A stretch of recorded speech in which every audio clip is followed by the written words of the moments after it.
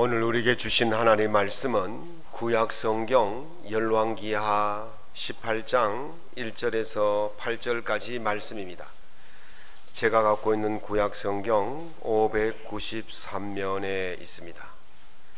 열왕기하 18장 1절에서 8절까지 말씀을 우리 한 목소리로 낭독하겠습니다. 이스라엘의 왕 엘라의 아들 호세아 제3년에 유다 왕 아하스의 아들 히스기야가 왕이 되니 그가 왕이 될 때 나이가 25세라. 예루살렘에서 29년간 다스리니라. 그의 어머니의 이름은 아비오 스가리아의 딸이더라. 히스기야가 그의 조상 다윗의 모든 행위와 같이 여호와께서 보시기에 정직하게 행하여 그가 여러 산당들을 제거하며 주상을 깨뜨리며 아세라 목상을 찍으며 모세가 만들었던 놋뱀을 이스라엘 자손이 이때까지 향하여 분향함으로 그것을 부수고 누스단이라 일컬었더라. 히스기야가 이스라엘 하나님 여호와를 의지하였는데 그의 전후 유다 여러 왕 중에 그러한 자가 없었으니 곧 그가 여호와께 연합하여 그에게서 떠나지 아니하고 여호와께서 모세에게 명령하신 계명을 지켰더라. 여호와께서 그와 함께 하심에 그가 어디로 가든지 형통하였더라. 저가 아수르 왕을 배반하고 섬기지 아니하였고 그가 보레셋 사람들을 쳐서 가사와 그 사방에 이르고 망대에서부터 견고한 성까지 이르렀더라. 아멘. 오늘 본문 말씀을 가지고 하나님께 연합된 삶의 은혜라는 제목으로 주의 말씀을 전할 때에 이 말씀을 통해서 큰 은혜가 있게 되기를 예수님 이름으로 축원합니다. 딸이 어린이집에 처음 갈 때 가지 않으려고 얼마나 떼를 쓰고 우는지 한참 혼나고 야단 맞고 그렇게 갔습니다. 저희 집과 어린이집이 그리 멀리 있는 것도 아니었습니다. 버스를 타고 가는 것도 아니고 또 걸어서 한참 가야 되는 것도 아니고 두 층만 내려가면 어린이집이었습니다. 그러니까 3층에 우리가 살고 1층은 어린이집인데 거기 안 가려고 그렇게 떼를 쓰더라고요. 그리고 거기서 심심하면 다시 올라오면 엄마가 기다리고 있잖아요. 그런데 그렇게 안 가려고 하더라고요. 애착이 있는 상대로부터 떨어지거나 떨어지려는 그런 예감이 들 때의 불안을 느끼는 것을 심리학적으로 분리불안이다 그렇게 말합니다. 이게 자라면서 이게 사라집니다. 그런데 이 자라면서도 이것이 사라지지 않고 계속 분리불안을 느끼면 이걸 장애라 그래요. 분리불안 장애다 그렇게 말하죠. 우리 아이가 중학교 1학년을 마치고 한 20시간 정도 비행기를 타고 가고 8시간 이상, 그러니까 총 36시간의 그 길을 가야만이 갈 수 있는 그 학교를 갔습니다. 그런데 혼자서 잘 가더라고요. 또 몇 년을 혼자서 잘 버티고 그렇게 돌아왔습니다. 그런 걸 보면 이 분리불안이라는 것은 자라면서 다 사라지는 건데 이 자라면서도 이게 사라지지 않는 것을 분리불안 장애다. 이게 심하면 일상생활을 할 수 없을 정도로 그렇게 장애를 느낀다고 그래요. 그런데요, 이것이 사라지지 않으면 문제가 있지만 성도에는 이것이 꼭 필요할 때가 있어요. 이 성도에게 분리불안 장애가 있어서 일상생활을 하지 못할 정도의 그런 불안을 느껴야 할 때가 언제냐? 하나님과 떨어지거나 하나님과 떨어지려고 할 때에 이런 느낌이 와야 되는 거예요. 성도는 이런 느낌으로 살아야 할 때에 그 성도가 온전한 신앙생활을 할 수 있다 그렇게 볼 수 있는 거죠. 하나님과 떨어져 살아도 아무런 문제가 없고 하나님과 떨어지려고 해도 아무런 느낌이 없다. 이거는요 온전한 신앙생활을 할 수 있다 그렇게 말할 수가 없는 것입니다. 오늘 본문에서 우리가 주의 깊게 보아야 할 단어가 뭐냐면 연합이라는 단어입니다. 연합이라는 말은 원문에 보니까 집착하다, 달라붙어 있다, 붙들다 이런 뜻이 있습니다. 단순히 붙들고 있는 것을 연합이라고 말하지 않습니다. 본래 원문의 의미는, 이 연합이란 의미는 쪼개질 수 없는 상태를 말하는 거예요. 쪼갤 수 없는 상태에서 쪼개지면 어떻게 됩니까? 잘 몰라요. 쪼개져 본 적이 없어서. 쪼갤 수 없는데 쪼개지면요, 그거는요 죽는 겁니다. 예수님께서 요한복음 15장 5절에서 이렇게 말씀하시죠. 나는 포도나무요 너희는 가지니 너희가 내 안에 있고 내가 너희 안에 있으면 너희가 많은 열매를 맺을 것이고 너희가 나를 떠나서는 아무것도 할 수 없다, 이렇게 말씀하십니다. 예수님이 포도나무예요. 나무예요. 우리는 가지예요.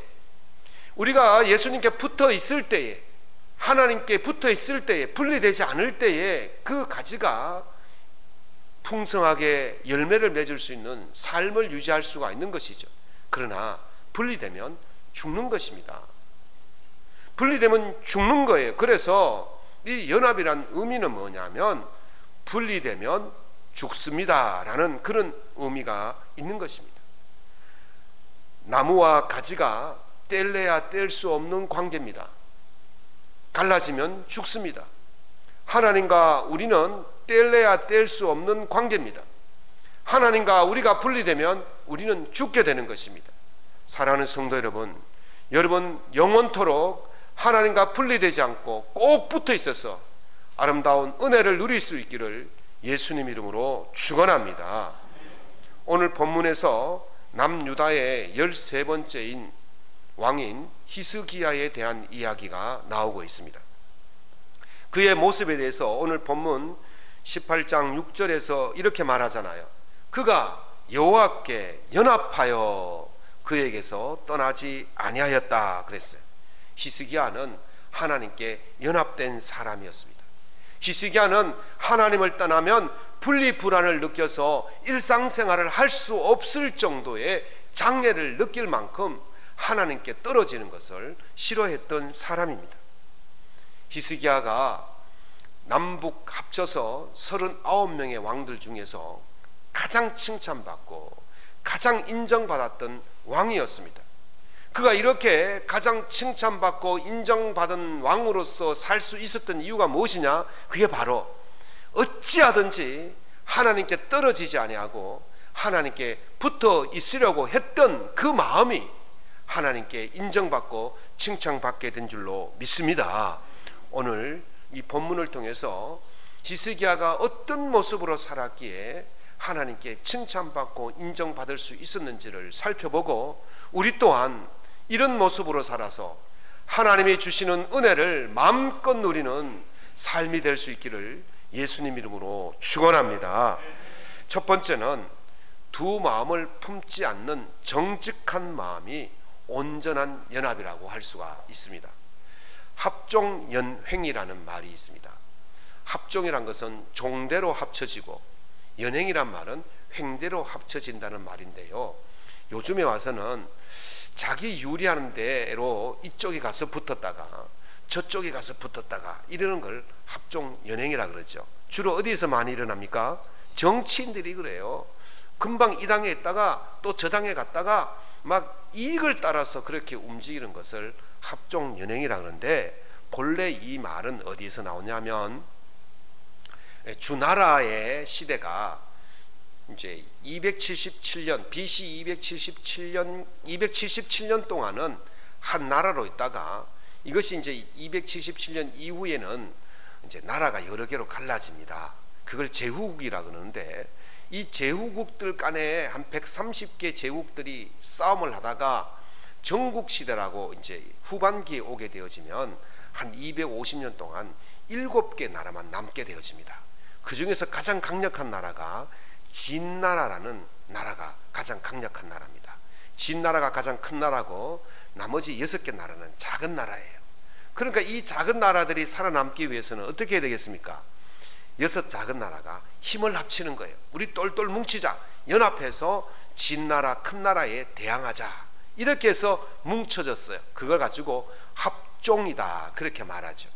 근데 진나라가 보니까 이걸 뭉쳐 있으니까 이게 무너뜨리기가 힘들잖아요. 그래서 한 나라 한 나라씩 찾아가서 이야기합니다. 너희들이 나와 동맹을 맺으면 너희 나라는 내가 건드리지 않을게. 그러니까 니만 우리하고 동맹을 맺자. 이러니까 이 작은 나라 한 나라가 자기만 동맹을 맺을 줄 알고 그렇게 맺는 거예요. 그 다음에 또 이쪽 두 번째 나라에 가서 또 그렇게 합니다. 세 번째, 네 번째, 다섯 번째, 여섯 번째 다 비밀스럽게 동맹을 맺어요. 그런데요, 이 진나라가 이렇게 동맹을 맺어놓고 어떻게 하느냐면 작은 나라를 하나씩 하나씩 깨뜨려 버립니다. 그러니까 이 작은 나라들이 나는 괜찮겠지, 내하고 비밀 협약을 맺었으니까 나는 안 건드리겠지라고 생각하고 있는 거예요. 그래가지고 결국은 이 6나라를 차례대로 다 무너뜨리고 천하를 통일합니다. 그래서 그 나라를 진제국이라 그래요. 우리가 중국을 영어로 뭐라 그러죠? 차이나라 그러죠. 이 차이나라는 의미는 바로 진이라는 의미예요. 진나라에서 의미가 유래가 되었어요. 그래서 차이나라 그러죠. 자, 이걸 개개인 한 개인 한 개인 이렇게 동맹을 맺는 것을 연횡이다 그렇게 말하는 거죠. 그래서 바로 이익을 따라서 그렇게 움직여 간다고 그렇게 볼 수가 있습니다. 이 6나라들이 왜 연합을 해놓고도 망합니까? 두 마음을 품었기 때문에 그래요. 이쪽으로도 한 마음 품고 저쪽으로도 한 마음 품고 이 두 마음을 품으니까 결국 그 나라들이 견딜 수 없이 망하게 되었다는 것입니다. 오늘 히스기야를 가리켜서 18장 3절에 여호와 보시기에 정직히 행했다 그렇게 말합니다. 어떤 마음이었냐면 두 마음을 품지 않았다는 것이죠. 이사야서에 보면 이스라엘 백성들이 어떤 마음을 품고 하나님을 떠난지를 알려주는 내용이 있어요. 이사야 29장 13절에 보면 이 백성이 입으로는 나를 가까이하며 입술로는 나를 공경하나 그들의 마음은 내게서 멀리 떠났다 그랬어요.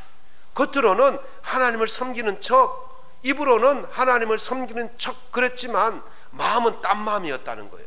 두 마음을 품었다는 거예요.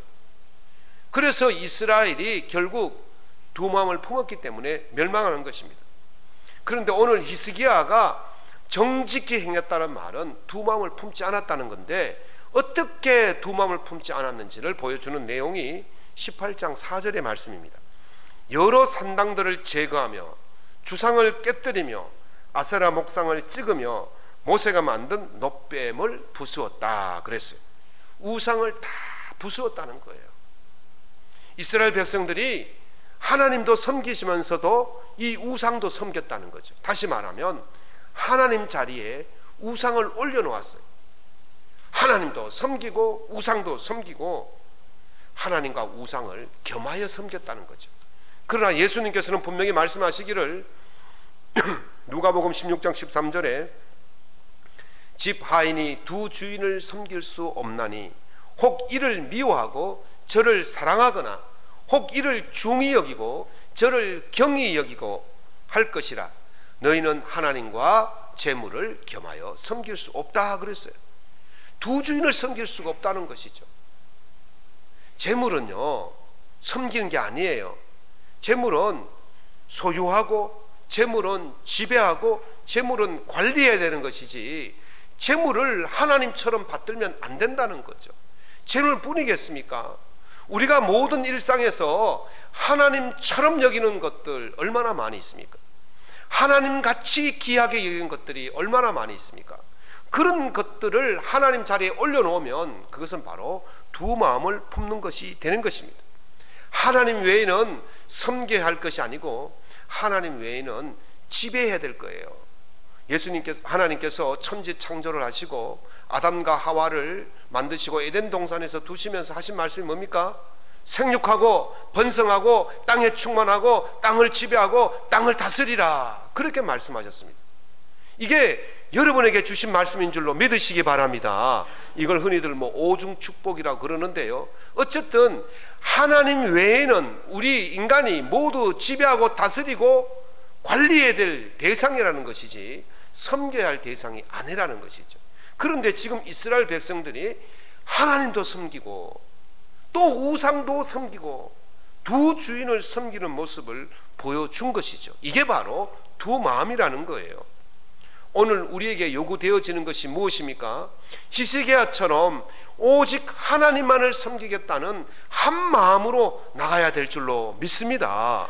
여호수아가 그의 인생 말년에 이스라엘 백성들에게 이렇게 말합니다. 나와 내 집은 오직 여호와만을 섬기겠노라. 아멘. 오늘 이 고백이 여러분의 고백이 될 수 있기를 예수님 이름으로 축원합니다. 그럴 때에 우리가 온전히 하나님과 연합되어서 하나님께서 그 삶에, 그 가정에, 그 범사에 은혜를 내려주실 줄로 믿습니다. 두 번째는 이 자신을 얽매어 놓는 모든 것들로부터 벗어날 때, 청산할 때의 온전한 연합이다. 그렇게 볼 수가 있습니다. 한 번은 새신자 한 번이 등록을 했는데 제게 이렇게 부탁을 하더라고요. 목사님, 우리 집에 신주단지가 있는데 그걸 좀 처리해 주세요. 아니 그거 뭐 쓰레기통에 넣으면 되지 왜 그렇게 하십니까? 그러니까 두려워서 못 버리겠다는 거예요. 그래서 이걸 처리해 주는 무속인데 물으니까 200만 원을 달랍니다. 그리고 돈도 아깝고 겁도 나고, 그래서 목사님이 처리했으면 좋겠습니다. 그래서 뭐 그러지요. 그래서 제가 갔더니요, 신주단지 보셨습니까? 요만한 단지 속에 흰 쌀을 넣고 거기다 실타래 하나 넣어놓고 돈도 좀 넣어놓고 그랬더라고요. 그래가지고 제가 가져와가지고 쌀은 뒷산에다가 새먹이로 다 뿌리고 단지는 깨뜨리고 또 실타래와 함께 종량제 봉투에 넣어서 버렸어요. 예. 아무런 문제가 없어요. 그리고 돈은 어떻게 했을까요? 그래서 제가 돈은 돌려드렸더니 아이고 목사님 찜찜해서 못 봤습니다. 목사님 아이소. 그래야 제가 그 받아가지고 책 사가지고 잘 보고 있습니다. 예. 아무 문제가 없어요. 그 뭡니까 그게? 사람이요, 자기가 만들어 놓고요, 자기가 두려워해요. 자기가 겁을 내는 거예요. 아무것도 아니, 쓰레기통에 버리면 되는 거예요. 지금 이스라엘 백성들이 이 그 놋뱀을 만들어 놓고 그게 놋뱀에 사로잡혀서 꼼짝을 못하고 있는 거예요. 자, 히스기야가 왜 위대한 왕이라 불리냐면 열왕기하 18장 5절에 이렇게 말씀하십니다. 그의 전후 유다 여러 왕 중에 그러한 자가 없었더라. 왕이 몇 명이 있었다 그랬습니까? 남과 북, 남쪽에 20명, 북쪽에 19명, 그리고 그 위에 통일왕국 시대에 3명, 그러면 39명에 3명을 더하면 몇 명입니까? 42명이죠. 42명 중에서 히스기야와 같은 왕이 없었다는 거예요. 어떻게 이런 칭찬을 받을 수 있겠습니까? 우리 열왕기하 18장 4절을 한번 다시 보십시오. 히스기야가 여러 산당들을 제거하며 주상을 깨뜨리며 아세라 목상을 찍으며, 여기까지는요 이스라엘 중에서 선한 왕이라고 불렸던 왕들이 8명 정도가 있는데 이 8명이 다 하던 일이에요. 왜 선한 왕이라 불렸냐면 바로 이 우상을 회파했기 때문에 하나님께서 선한 왕이라고 인정을 해 주었거든요. 그런데 여기까지만 보면 그 선한 왕들 다른 7명의 왕이나 히스기야나 다를 바가 없어요. 그런데 왜 히스기야가 전후 그런 왕이 없었다 말하느냐 하면요, 그 뒤에 있는 모세가 만든 놋뱀을 부수고 그것을 느후수단이라고 불렀다 그랬어요. 느후수단이란 말은요, 구리 조각이란 말이죠. 이거 아무것도 아니야, 구리 조각이야, 구리에 불과해, 그렇게 말했다며. 그래 가루를 내버렸어요. 여기가 다른 거예요. 다른 왕들은 그냥 우상만 부쉈지만 이 모세가 만든 놋뱀은 건드릴 수가 없었다는 것이죠. 왜 모세가 만든 놋뱀을 건드리지 못했겠습니까? 모세가 만든 놋뱀이 뭐냐면요, 이스라엘 백성들이 이스라엘 애굽에서 출발해서 광야 생활을 하는 동안 너무 힘들잖아요. 그래서 하나님께 원망을 해요. 아니 잘해줘도 원망하는 거예요. 그래서 하나님께서 불뱀을 보내가지고 이스라엘 백성들을 물게 했어요. 뭐 사막지대에 많이 있는 그런 뱀들 아니겠습니까? 뭐 코브라 같은 그러니까 물리면 죽는 거죠. 그래서 막 죽어 넣어가니까 백성들이 막 통곡을 하는 거예요. 모세가 하나님께 기도합니다. 하나님, 이 백성을 다 죽이시렵니까? 제발 살려주십시오. 그래서 하나님께서 놋뱀을 만들어서 장대에 달아라. 그리고 그것을 쳐다보는 자들은 나을 것이다. 그래 말씀하셨어요. 그래서 모세가 부랴부랴 놋뱀을 만들어서 장대에 달았죠. 그리고 백성들에게 쳐다봐라 그랬더니 그것을 쳐다본 자들은 다 살았어요. 이게 무엇을 의미하냐면 놋뱀을 쳐다봐서 사는 것이 아니고 놋뱀을 쳐다봐라는 하나님의 명령에 순종하는 것이 살 길이라는 것을 보여주는 거예요. 순종이 사는 길인 줄로 믿으시기 바랍니다. 그런데 순종하지 않는 자들, 쳐다보지 않는 자들은 다 죽었어요. 그런데 사람들은요, 무엇을 쳐다봐서 낫다고 생각합니까? 놋뱀을 쳐다봐서 살았다 그래요. 놋뱀이 치료하는 능력이 있다고, 놋뱀에게 무슨 영험이 있다고 생각한 거예요. 그래서 그 뒤로부터는요, 놋뱀을 섬기는 거예요. 놋뱀을 분양하는 거예요. 누가 만들었어요? 민족의 지도자라고 생각하는 그 모세가 만들었기 때문에 그 누구도 그것을 부수려고 생각하지 않았던 겁니다. 그것이 10년이 되고 100년이 되고 200년이 되고 300년이 되고 400년이 되고 500년이 되고 그것이 이스라엘의 전통이 되고 관습이 되고 그것이 이스라엘의 완전한 어떤 형태의 가장 최상의 보물처럼 자손 대대로 물려지는 갑옷처럼 그렇게 여겼던 것입니다. 그런데요, 누구도 깨뜨릴 수 없었던 그것을 히스기야가 깨뜨렸다는 거예요. 여러분, 다윗은요 하나님 마음에 합한 자라 그랬잖아요. 그래서 하나님이 가장 사랑했던 사람이 다윗이었어요. 그런데 그 다윗도 이 놋뱀을 깨뜨리지 못했어요. 그런데 히스기야는 깨뜨렸어요. 여러분, 왕 중에서 가장 지혜로운 자가 누굽니까? 솔로몬 아닙니까? 그 지혜로운 솔로몬도 그것을 깨뜨리지 못했어요. 그런데 누가 깨뜨렸습니까? 히스기야가 깨뜨렸어요. 다윗도 깨뜨리지 못하고 그 솔로몬도 깨뜨리지 못한 그것을 이 히스기야가 과감하게 깨뜨린 거예요. 아마 이 이스라엘 백성들이 봤을 때는 큰일 났다 싶었을 거예요. 저거 깨뜨리면 화가 닥칠 건데, 재앙이 닥칠 건데, 그런 염려를 하고 아무도 손을 대지 않았던 그것을 히스기야가 깨뜨렸던 것입니다. 유대인들은요, 선조가 만든 전통이나 관습이나 이런 것들을요 목숨 걸고 지켰던 사람입니다. 그걸 깨면 큰일 나는 줄 알았어요. 그래서 예수님이 얼마나 그들에게 그런 문제 때문에 책망하셨습니까? 너희가 하나님의 계명은 버리고 사람의 유전을 지키는구나. 너희가 너희 유전을 지키려고 하나님의 계명을 잘 저버리는 도다. 그렇게 말씀하셨습니다. 놋뱀은요 인간이 만든 거예요. 아무리 모세가 위대한 지도자이지만 인간이 만든 거예요. 그래서 그것이 대대로 내려오면서 그것이 전통이 되고 그것이 관습이 되었어요. 거기 절하는 것이, 거기 분양하는 것이 이스라엘에서 버릴 수 없는 어떤 가치로 여겨졌던 것입니다. 그런데요, 바로 히스기야가 그것을 깨뜨려 버린 것입니다.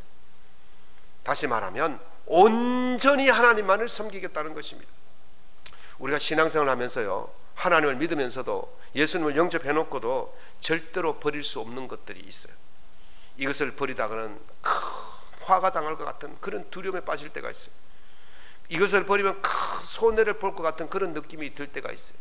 이것을 버리면 조상에 볼 면목이 없을 때가 있을 것 같은 그런 느낌이 들 때가 있습니다. 그러나 그런 것을 버릴 때에 하나님과 온전한 연합이 될 줄로 믿습니다. 바울사도가 이렇게 말했어요. 내가 내 동족 여러 영갑자들보다도 유대교를 지나치게 믿어 내 조상의 전통에 대하여 더욱 열심히 있었다 그랬어요. 바울은요 조상들의, 유대인들의 전통을 지키는 데 있어서는 누구보다도 앞서갔던 사람이었어요. 철저했어요. 그런데요, 바울이 예수님을 만나고 어떻게 변했느냐면요, 이렇게 말합니다. 그리스도를 얻고 그 안에서 발견되려고 그 모든 것을 해로 여기고 배설물처럼 버렸다 그랬어요.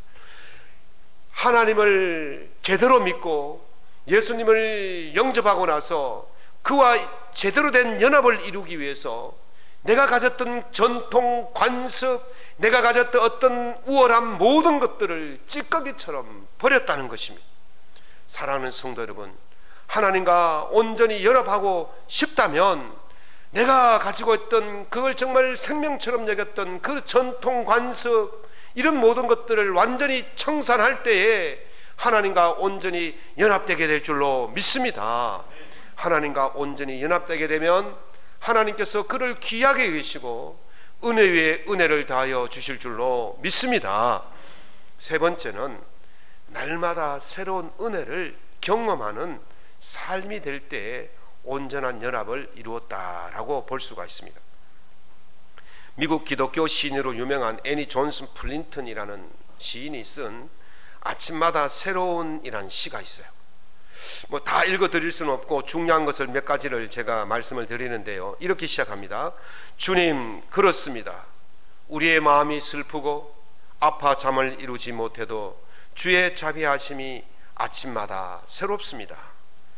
다음 없는 선하심을 매일 아침 경험하며 모든 길의 발걸음마다 새롭게 인도하시며 새로운 시련에는 새로운 은혜를, 오래된 두려움에는 새로운 믿음을, 새롭게 지게 되는 짐에 필요한 힘과 오래된 짐에 대한 용기를, 하루 동안 전개되는 일에 대한 새로운 믿음을, 잔디마다 필요한 양만큼 부어지는 신선하고 풍부한 이슬처럼 오 아침마다 주의 자비하심이 크십니다. 아멘. 주의 자비하심이 아침마다 크다 그랬어요. 그것이 그냥 옛날의 은혜가 아니라 새로운 은혜를 주신다, 그렇게 시인이 고백하고 있는 것입니다. 놋뱀은요, 백성에게 모세의 위대함과 능력을 나타내는 그런 귀한 보물일 수도 있을 것입니다. 그러나 중요한 것은 놋뱀이 아니에요. 놋뱀은요, 하나님의 인도하심과 보호하심과 지켜주심을 잠시 보여주는 도구에 불과한 것입니다. 어찌 하나님께서 인도하심과 보호하심과 지켜주심을 그 놋뱀 하나에게만 한해서 보여주시겠습니까? 이스라엘 백성들이 40년 동안 광야 생활하는 동안 그들이 추위와 더위에 지치지 않도록 구름 기둥과 불 기둥으로 인도하시고, 그들이 굶주리지 않도록 만나와 메추라기로 먹이시고, 그들이 목마르지 않도록 샘물을 반석에서 터져나오게 하시고, 대적들이 공격해 올 때 보호해 주시고, 심지어는 아말렉과의 전쟁에서 그들이 지지 않도록 해를 멈추어서까지 하나님께서 그 이스라엘 백성들을 보호하신 줄로 믿습니다. 하나님의 은혜는 무궁무진해요. 하나님의 은혜는 다함이 없는 것입니다. 그렇게 날마다 하나님께서 은혜를 베풀어 주시는 거예요. 아침에 눈을 떠서 장막을 열어보면 거기에 무엇이 있습니까? 이스라엘 백성들에게 날마다 새롭게 주는 만나가 그들 속에 내려오는 거예요. 그래서 하나님께서는 그 만나를 하루치 분량 이상을 거두지 마라 그랬어요. 이게 무슨 뜻입니까? 내일 아침에 또 준다는 거예요. 새거 준다는 거예요. 그런데 어떤 사람들은 내일 못 받을까봐 많이 거두었어요. 그래서 장막에 보관했다가 아침이 돼서 보니까 어떻게 되었습니까? 벌레가 먹고 상해서 냄새나서 도저히 먹을 수가 없게 되어진 거예요. 그러나 하나님의 말씀을 믿고 장막을 열어 나간 사람들은 그곳에 새로운 만나가 내려있는 것을 보게 되어지고 그 은혜를 누리게 된 줄로 믿습니다. 하나님은요, 우리에게 식은 밥 주시는 분 아니에요. 아침마다 새밥을 주시는 분인 줄로 믿으시기 바랍니다. 어제의 은혜를 주시는 분이 아니라 오늘 새로운 은혜를 주시는 분인 줄로 믿으시기 바랍니다. 아침에 눈을 뜨면 딩동 하나님의 새 은혜가 도착했습니다, 그렇게 알람이 뜨듯이 그렇게 우리에게 전달되어지는 것입니다. 그래서 예레미야는 예가서 3장 22절 23절에서 여호와의 인자와 공률이 무궁하심으로 우리가 진멸되지 아니함이니이다. 이것들이 아침마다 새로우니 주의 성실하심이 크시도소이다, 그렇게 말했어요. 하나님에게는요, 자비와 인자와 공률이요 다함이 없어요. 무궁무진해요. 오늘 좀 주고 아이고 내일 줄게 모자란다고 안 주시는 분이 아니에요. 오늘 충분히 주시고 또 다음날 아침에도 충분히 주시는 분인 줄로 믿으시기 바랍니다. 무궁무진한 거예요. 다함이 없는 분이에요. 그리고 하나님은요 성실하신 분이에요. 어제 열심히 나눠줬다고 피곤하다고 오늘 아침에 안 나눠주시는 분이 아니에요. 어제 아침에도 충분히 나눠주시고 오늘 아침에도 충분히 나눠주시고 내일 아침에도 충분히 나눠주시는 분인 줄로 믿으시기 바랍니다. 그래서 하나님이 성실하신 거예요. 오늘 이 하나님의 은혜가 날마다 새롭게 오는 그 은혜를 온전히 누릴 수 있기를 예수님 이름으로 축원합니다. 언제 이런 일이 일어납니까? 열왕기하 18장 5절 전반부에 히스기야가 이스라엘의 하나님 여호와를 의지하는데 그랬어요. 이스라엘 여호와 하나님을 의지할 때에 하나님께서 날마다 그에게 새로운 은혜를 주시는 거예요. 여호와를 의지할 때 어떤 일이 벌어지느냐, 날마다 새 은혜가 뭐냐, 오늘 그 뒤에 보면 7절 말씀에 하나님께서 히스기야가 어디를 가든지 형통하게 해주셨다. 아멘. 사랑하는 성도 여러분, 하나님과 온전히 연합하면 하나님께서 날마다 새 은혜를 주시고 우리가 어디를 가든지 형통하게 해주실 줄로 믿으시기 바랍니다. 이런 하나님과 온전히 연합하여서 날마다 새로운 은혜, 날마다 형통한 삶을 살아갈 수 있기를 예수님 이름으로 축원합니다.